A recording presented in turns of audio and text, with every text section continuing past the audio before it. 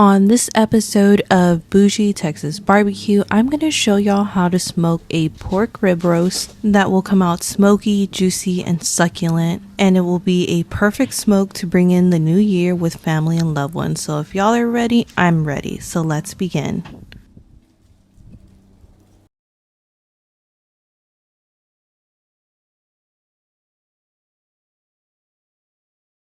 So the first step in prepping your pork rib roast is to French the bones. Most of these roasts come prepped like this, but there are other roasts that come whole that you will have to remove the meat from the bones yourself.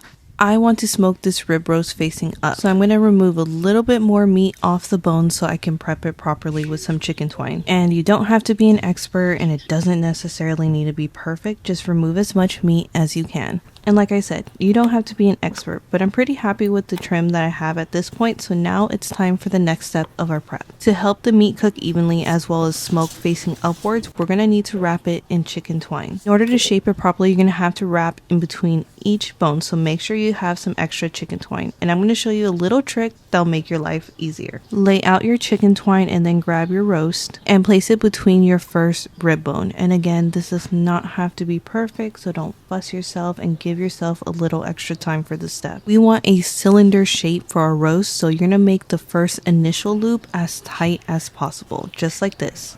Then you're going to actually apply a second loop to keep it in place. Once you apply the second loop and you have it as tight as possible, you can knot it and secure it.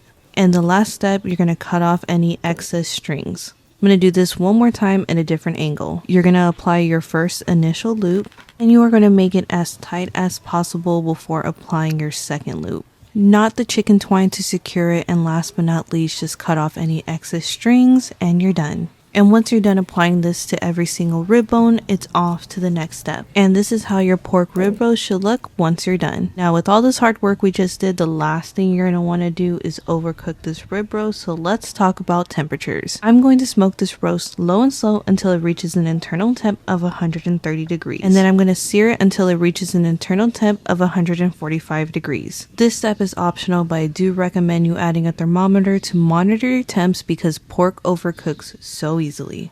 Now it's time to season. My flavor profile today is going to be buttery, zesty, herby, and garlicky. I want to give a big shout out to my friends at Lechonera for providing me with these awesome seasonings and for sponsoring this video. Don't sleep on their products, guys. I promise they hit. And if you've seen any of my other videos, y'all know I'm such a big fan of their garlic salt because it's actually garlic salt. It has big chunks of salt, which is going to help us build our bark. And this roast is thick, so go heavy on the seasonings. It can take it. Our goal today is to infuse the meat with all that smoke flavor and for the bark to have all that salty goodness, that you have a completely balanced bite throughout the meat. And as far as their chimichurri rub, it is exactly what you would expect. I can smell the herbs and the vinegar, and visually it's bright green and I can see the chili flakes. And as I stated earlier, you're going to want to heavily season this roast. And that wraps up the last step in prepping our rib roast. Now I'm going to allow my rib roast to chill in the fridge to do a quick dry brine while I head outside and preheat my grill. I preheated my grill to 250 degrees. I'm adding some apple wood chunks to make sure my pork gets enough of that smoke flavor without over smoking it. I place the charcoal and the wood chunks on one side of the grill. I can smoke my pork away from the heat. This is commonly referred to as the indirect side. Our pork roast is officially on, but it's having a little trouble standing up, but that's okay. Adding a wood chunk behind your rib roast will allow it to face upward during the smoke. You're going to smoke your pork low and slow at 250 degrees for an hour to 90 minutes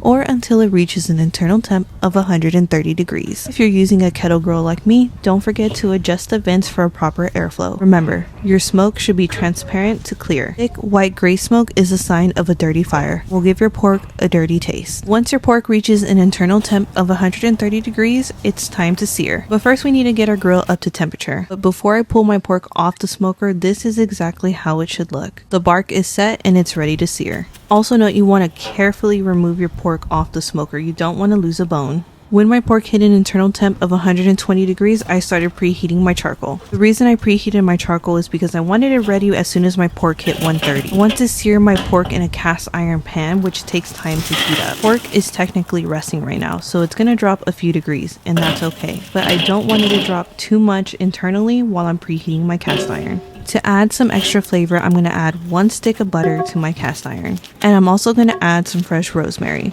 I'm going to sear this pork roast just as if it was a prime rib or a steak. Once your butter is melted and you smell the fresh rosemary, it's time to sear your pork.